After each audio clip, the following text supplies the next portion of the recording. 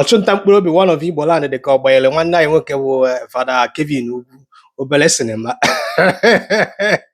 ịmara ọya apụtala agwa Latin na brother Paul Chigbo Koima onye a na-eto okwu n'episi onye a ga-agbago eziokwu dịka efifie ka o were sutuo ife ahụ ọ chọrọ ideliva otego mma ife a mana ọ dị ka rise ọgbụelu Father Kelvin Ugwu obere sinima mana ka ngụtụrụ na ife Father Kelvin Ugwu kwuru maka ya azị na ife onye nwa idele ebe a because ana m agụdịte na ọchị na-atọ m unu ma dati vidio Father Kelvin Ugwu pụtara na-ekwu okwu maka etu esi ekpe ekpere and a lot of ekpere unu na-ekpe early morning prayer ma nke nwanne anyị nwoke na-eme online what God cannot do does not exist ị na-ama n'elu nwanne ọsụsọ a na-agba gị na-abụsịsị asụ mmiri ife a bụ exercise ka ị na-eme because it doesn't do anything in your life.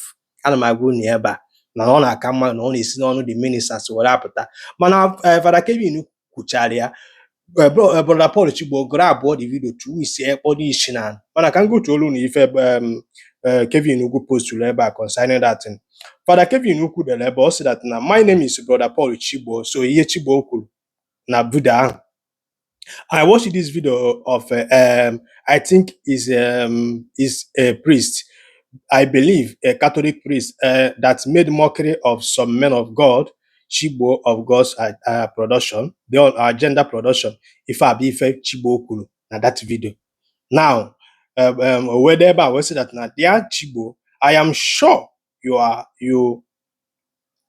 or wherever I want to say that now, dear Chigbo, I am sure you are happy to twist everything and make it look like I am fighting a certain individuals instead of understanding that my post is against some words we use in prayers.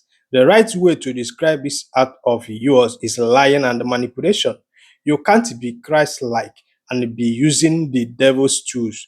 Now that you have sworn enmity between me and a certain minister, you made up in your head. Hope you are happy.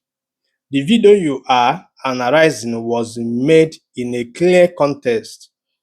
The context of prayers about buying demons and buying enemies by sending Holy Ghost fire to destroy them.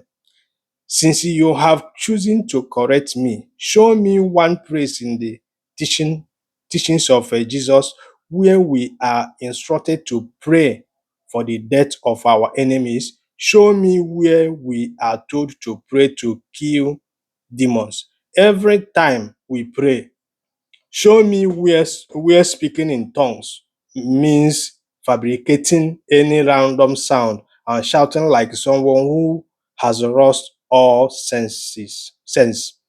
You people are part of the problem.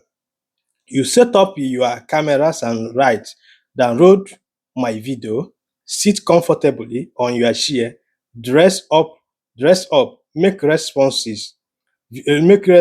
video, edit them, lie and manipulate people in the name of correction, and then end up asking them to share.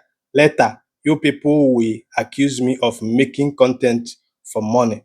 Correct yourself first. Yeah, be fair. Kelvin Ugwu reply brother Paul Chigbo.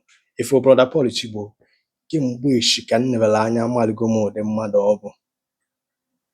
Unu etelu unu okwu ụda and I know him, he just a coin man. Ọchụnta mkpụrụ obi mana ọ yara agbago na Northern Nigeria je chụtara Jizọs nta mkpụrụ obi. Do you understand me?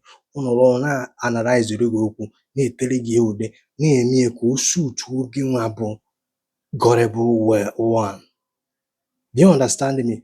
Nwanne ebe ọbụla ịfụrụ m nkwụ ma na eziokwu dị ebe ahụ and m bịa tụọrọ gị aka sị gị na ije onye a adịrọ mma. Analyze go that person. I'm telling you. Do you understand now?